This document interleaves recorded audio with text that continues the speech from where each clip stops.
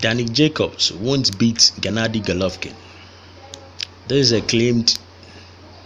is a claim made by David Lemieux after his brutal stoppage of Curtis Stevens.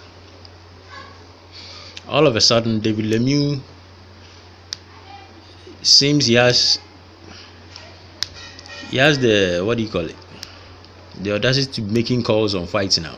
After getting a TKO loss to Golovkin, now that he knocked Curtis Stevens out, he has the guts to be calling fights, saying Gennady Jacobs won't beat Golovkin. What gives him the right to say that? You haven't been in the ring with Jacobs. You don't really know what it takes to get in the ring with Danny Jacobs.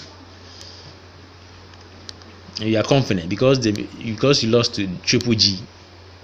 You think Jacobs has no chance. You're trying to make yourself look good. You had a chance against Triple G and you didn't put up. You are not up to the task. You are found wanting. You lost the fight with a body punch. You train hard, you go into a gym preparing for your fight, and you come into the fight, you punch to the body. You can't take a punch to your body. He has no right to be calling fights, saying Jacob won't beat Golovkin. You don't know what Jacob is going to put up on fight night. The fact that he lost against Golovkin doesn't make him some kind of monster who cannot be taken down. Then Jacob will actually beat David Lemieux. That I'm sure. He will beat David Lemieux up. As for his fight against Golovkin, that's another issue altogether. But David Lemieux you had a chance against Golovkin and you blew it. So just sit down, keep quiet and sit down somewhere. You have no right to be calling fights with Golovkin. When you had a chance and you didn't make any use of it. Just found wanting. When the time for glory was beckoning, you were found wanting. Had nothing to offer.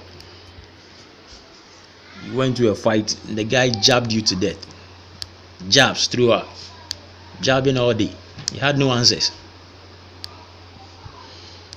David Lemieux, you shouldn't get carried away with the Curtis Stevens fight. Curtis Stevens wasn't looking really good in his last fight. He looked really terrible in that fight, and the person he was fighting against was no name, nothing to write home about.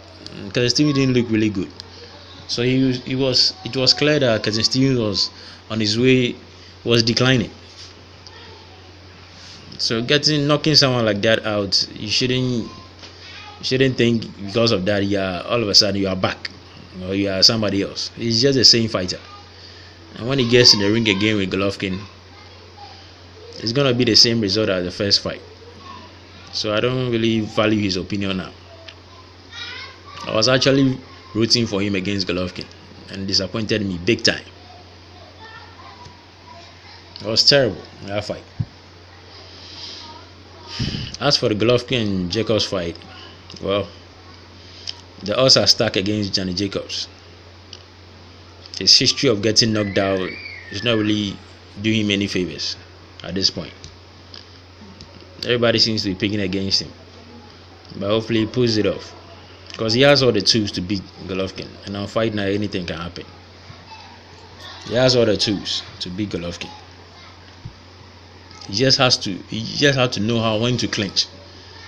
Try and engage Golovkin and inside. Try to fight on the inside with Golovkin, because I haven't actually seen any fighter giving Golovkin those kind of problems. He might not react good to that. And Jacob has to think of having an inside game when he fights Golovkin. I think that might be of some sort of help to him, because Golovkin, giving him that range and backtracking against him is not a good idea. It's not a good idea against Golovkin at all, because he throws awkward punches. His punches seems to come from awkward angles that you don't expect, and they're really hard punches as well. It slows you down. You don't seem to get off your punches like you would want to. So Danny Jacobs has a lot to do if he's to overcome Golovkin. But I'm the sort of person who goes for the underdog in any situation. So I'm more or less inclined to go for the underdog. And in this case, Gennady Jacobs seems to be the underdog.